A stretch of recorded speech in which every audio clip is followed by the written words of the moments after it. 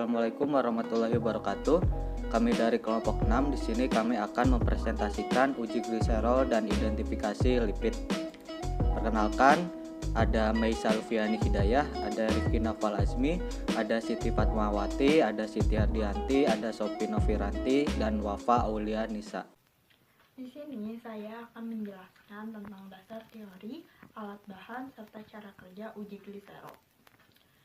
Adapun yang pertama yaitu dasar teori. Pengujian adanya gliserol dalam suatu larutan dapat dilakukan dengan cara mengidentifikasi bau dari larutan itu sendiri.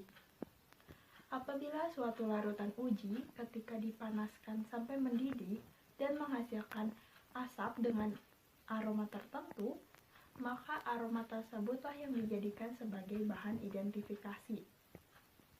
Apabila suatu larutan memiliki asap dengan aroma yang sama dengan asap gliserol saat dipanaskan, maka dapat dipastikan bahwa dalam larutan tersebut terdapat kandungan gliserol. Selanjutnya di sini saya akan menjelaskan alat dan bahan. Adapun alat dan bahan yang diperlukan dalam uji gliserol sangat sederhana. Alat yang diperlukan ada dua, yaitu yang pertama tabung reaksi sebanyak 1 buah dan penangas air sebanyak 1 buah. Sedangkan bahan yang diperlukan ada dua pula. Yang pertama yaitu kalium bisulfat sebanyak 1 cm dan lipid sebanyak 0,5 cm. Selanjutnya saya menjelaskan cara kerja dari uji gliserol. Cara kerja uji gliserol dibagi menjadi beberapa tahapan. Yang pertama yaitu kita perlu menyediakan semua alat dan bahan yang diperlukan. Selanjutnya kita masukkan kalium bisulfat sebanyak 0,5 cm ke dalam tabung reaksi. Selanjutnya ke dalam tabung reaksi tersebut ditambahkan lipid sebanyak 0,5 cm. Kemudian ditambahkan kembali kalium bisulfat sebanyak 0,5 cm. Setelah itu, tabung reaksi dipanaskan menggunakan penangas air. Setelah selesai dipanaskan, hasil yang didapatkan pada tabung reaksi yaitu terjadinya dehidrasi dan akrolenaldehid yang dihasilkan akan memiliki bau tertentu. Bismillahirrahmanirrahim. Di sini saya Siti Fatmawati akan menjelaskan hasil dan pembahasan dari uji gliserol. Nah, hasil dari uji gliserol yaitu munculnya bau akrolin atau bau tengik. Nah, selama pemanasan pada uji gliserol akan terjadi reaksi haproloin, yaitu di mana lemak-lemak yang mengandung gliserol akan saling bereaksi sehingga muncul bau akrolin atau bau tengik. Bau itu muncul karena disebabkan oleh terbentuknya akraldehida yang merupakan campuran dari lemak yang diujikan dengan KHSO4.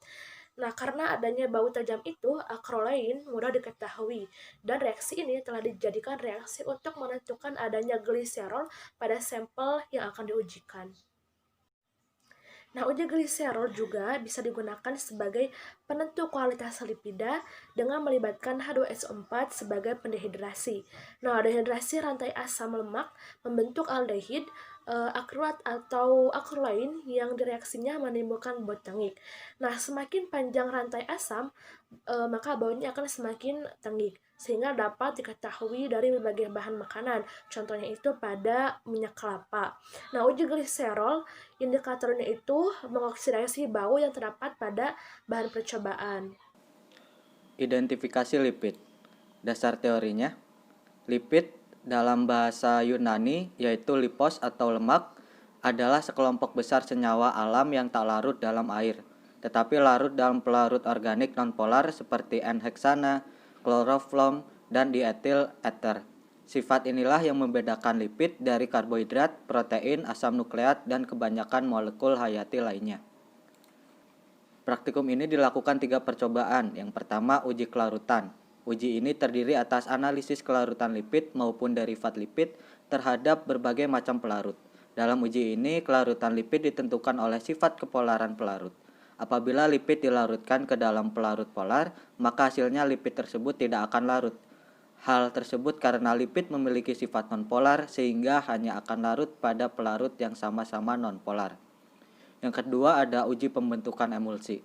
Emulsi adalah campuran antara partikel-partikel suatu zat cair atau fase terdispersi dengan zat cair lainnya atau fase pendispersi, di mana satu campuran yang terdiri dari dua bahan tak dapat bercampur dengan satu bahan tersebar di dalam fase yang lain seperti air dan minyak, dikarenakan setiap dan pengaruh jenis emulsi yang berbeda-beda.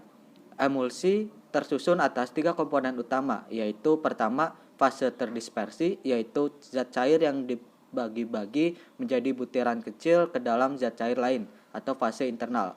Kedua, fase pendispersi, zat cair yang berfungsi sebagai bahan dasar pendukung dari emulsi tersebut atau fase eksternal. Yang terakhir ada emulgator, zat yang digunakan dalam kestabilan emulsi. Yang terakhir, yang ketiga ada uji penyabunan. Lemak atau minyak dapat terhidrolisis lalu menghasilkan asam lemak dan gliserol. Proses hidrolisis yang disengaja biasa dilakukan dengan penambahan basa kuat seperti NaOH dan KOH melalui pemanasan dan menghasilkan gliserol dan sabun. Proses hidrolisis minyak oleh alkali disebut reaksi penyabunan atau saponifikasi. Perkenalkan, nama saya Siti Hardianti. Saya di sini akan menyampaikan alat dan bahan serta cara kerja pada identifikasi lipid, di mana identifikasi lipid ini dilakukan 3 percobaan, yaitu yang pertama uji kelarutan, uji emulsi, serta uji penyabunan. Nah, langsung saja kita masuk ke alat dan bahan pada uji emulsi, yaitu gelas, mentega, minyak kelapa, santan, minyak goreng, sendok aseton, air, alkohol, kertas saring, coklat, serta pengatur waktu. Untuk jumlahnya bisa dilihat di sini. Selanjutnya kita masuk ke uji emulsi, yaitu alat dan bahan yang diperlukan: gelas, air, mentega, santan, minyak kelapa, sendok, sabun cair, serta pengatur waktu. Selanjutnya masuk ke alat dan bahan uji penyabunan, yaitu gelas, alkohol, soda kue, minyak zaitun, minyak goreng, sendok, serta pengatur waktu. Nah, kita masuk ke cara kerja pada uji kelarutan, yaitu disiapkan 12 buah gelas, disiapkan beberapa bahan sampel, yaitu mentega, minyak goreng santan, minyak kelapa, serta coklat. Kemudian masukkan masing-masing sampel tersebut ke dalam gelas sejumlah 5 tetes sampel. Kemudian tambahkan masing-masing 2 ml pelarut alkohol, air, dan aseton. Kocok dengan kuat selama 2 menit dan diamkan selama 10 menit. Lalu perhatikan kelarutannya. Jika kurang jelas, kita bisa ambil 1 tetes larutan tersebut ke dalam kertas saring. Cara kerja pada uji emulsi, yaitu disiapkan 3 buah gelas atau 3 wadah, lalu disiapkan beberapa bahan sampel, yaitu minyak goreng atau minyak kelapa, santan, dan margarin. Lalu masukkan masing-masing sampel tersebut ke dalam tabung reaksi sejumlah 0, mili sampel. Kemudian tambahkan masing-masing 2 ml pelarut air sebagai pembanding. Kocok kuat hingga terbentuknya emulsi yang keruh. Diamkan selama 5 menit. Ulangi percobaan tersebut dengan menambahkan 1 ml sabun cair dan kemudian perhatikan apakah terjadi emulsi apa tidak. Nah, selanjutnya uji penyabunan, di mana yang pertama disiapkan 2 gelas, disiapkan beberapa bahan sampel, yaitu minyak goreng dan minyak zaitun. Masukkan masing-masing 2 ml sampel tersebut, teteskan larutan alkohol, 1 sendok teh soda kue pada masing-masing sampel hingga terbentuknya gumpalan, kemudian kocok kuat, dan panaskan dalam penanas air, lalu tutupi oleh kapas. Nah, setelah itu amati terbentuknya sabun. Baik, yang selanjutnya ada uji kelarutan lemak. Di sini ada 3 percobaan. Yang pertama ada uji kelarutan lemak dengan menggunakan air. Seperti pada gambar, itu merupakan gambar uji bercak pada kertas. Hasilnya adalah santan dapat larut dalam air, sedangkan mentega, minyak goreng, dan coconut oil dia tidak dapat larut dalam air. Yang selanjutnya ada uji kelarutan lemak dengan menggunakan aseton. Di sini ada 3 bahan, yaitu minyak zaitun, minyak kelapa, dan juga mentega. Dari ketiga bahan ini, yang dapat larut dalam aseton itu adalah minyak zaitun dan minyak kelapa, sedangkan mentega tidak larut dalam aseton. Yang selanjutnya ada uji kelarutan lemak dengan alkohol. Yang pertama ada minyak kelapa. Ketika diuji, minyak kelapa ini tidak sepenuhnya larut dalam alkohol, dan hasil dari uji bercaknya bisa dilihat pada gambar, terdapat bercak transparan pada kertas. Yang selanjutnya ada margarin.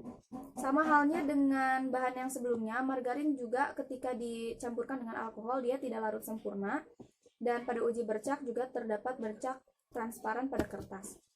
Yang ketiga ada santan.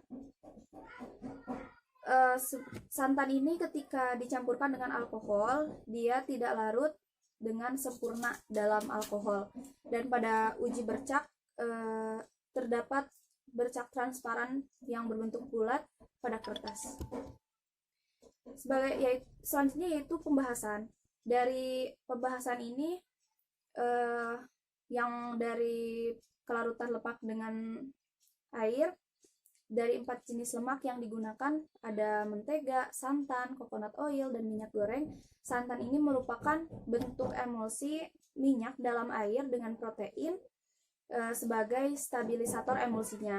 Nah, sedangkan mentega itu adalah emulsi dari air dalam minyak atau kebalikan dari pada krim. Berdasarkan hasil percobaan ini, dari keempat jenis lemak tersebut hanya santan yang dapat larut dalam air, sementara ketiga bahan lainnya dia tidak larut dalam air, yang membuktikan bahwa coconut oil, mentega, dan minyak goreng itu termasuk lemak. Hasilnya ketika diteteskan santan dapat menembus kertas, sedangkan lemak itu tidak menembus kertas, dan pada mentega juga terjadi endapan di atas kertas. Yang selanjutnya, dari uji kelarutan lemak dengan alkohol ini memperoleh hasil bahwa ketiga bahan yang diuji, yaitu minyak kelapa, margarin, dan santan, tidak larut sepenuhnya dalam alkohol. Ini hal tersebut juga berdasarkan literatur juga disebutkan bahwa lipid ini didefinisikan sebagai senyawa organik yang tidak dapat larut dalam air, tapi dia larut dalam pelarut organik seperti ether, dan juga akan sedikit larut dengan alkohol. Sedangkan dari percobaan kelarutan lemak dengan aseton ini menghasilkan bahwa minyak zaitun dan minyak kelapa larut dalam aseton.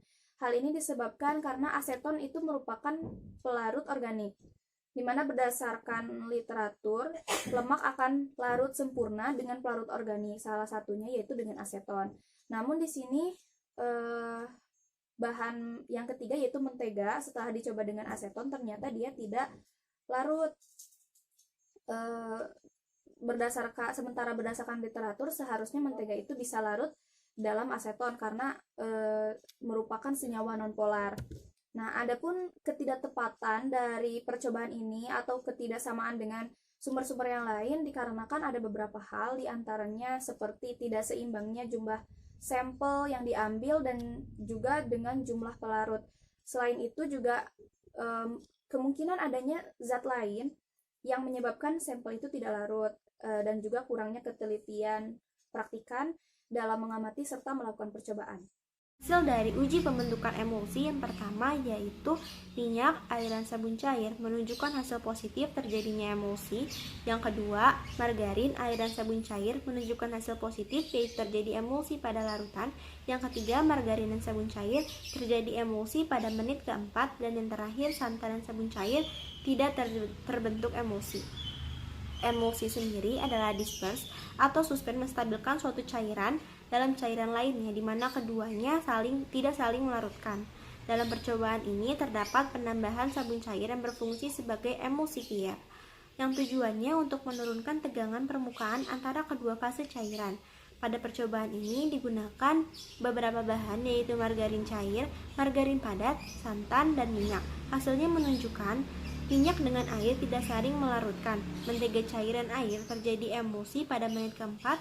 Mentega padat dan air tidak saling melarutkan, sementara santan dan air tidak terjadi emulsi. Hal ini dikarenakan lemak merupakan larutan nonpolar sementara air adalah polar sehingga keduanya tidak saling melarutkan.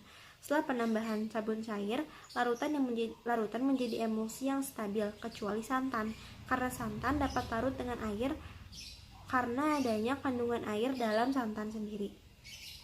Hasil dari uji penyabunan yaitu munculnya busa setelah dikocok selama 2 menit. Percobaan ini menggunakan beberapa bahan, diantaranya baking soda, alkohol 70%, dan minyak goreng. Dari hasil pengamatan dapat disimpulkan bahwa minyak merupakan salah satu bentuk trigliserid yang terdiri atas 3 molekul asam lemak dan 1 molekul gliserol, di mana salah satu sifat lemak yaitu dapat menghidrolisis menjadi unsur-unsur penyusunnya. Hasil hidrolisisnya sendiri yaitu terbentuk sabun atau asam lemak dan gliserol, sehingga minyak itu ketika ditambahkan alkohol 70% terjadi penyabunan. Pada lemak mempunyai gugus R yang bersifat nonpolar akan berikatan dengan gugus hidrofil dari alkohol. Jadi penambahan alkohol 70% dalam reaksi penyabunan tersebut berfungsi untuk mengikat kedua gugus yang terdapat pada sabun atau pada asam-asam lemak sehingga akan terbentuk sabun.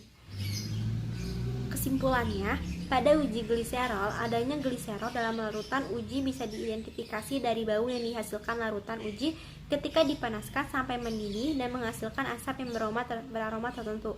Hal tersebut dikarenakan terbentuknya akrilaldehida yang merupakan campuran dari lemak yang diujikan dengan KHSO4. Pada uji kelarutan, identifikasi lipid dari keempat jenis lemak yang diujikan hanya santan yang dapat larut, sementara mentega, coconut oil, dan minyak goreng tidak dapat larut. Hal ini dibuktikan karena pada uji bercak pada kertas, santan dapat menembus kertas. Pada uji pembentukan emulsi identifikasi lipid, hasilnya menunjukkan minyak dengan air tidak saling melarutkan. Mentega cair dan air terjadi emulsi pada menit keempat, mentega padat dan air tidak saling melarutkan, sementara santan dan air tidak terjadi emulsi. Hal ini dikarenakan lemak merupakan larutan nonpolar sedangkan air merupakan larutan polar. Pada uji penyabunan identifikasi lipid dinyatakan berhasil karena hasilnya muncul busa ketika dikocok selama 2 menit. Sekian dari kelompok 6. Apabila terdapat kesalahan, mohon maaf. Terima kasih. Wassalamualaikum warahmatullahi wabarakatuh.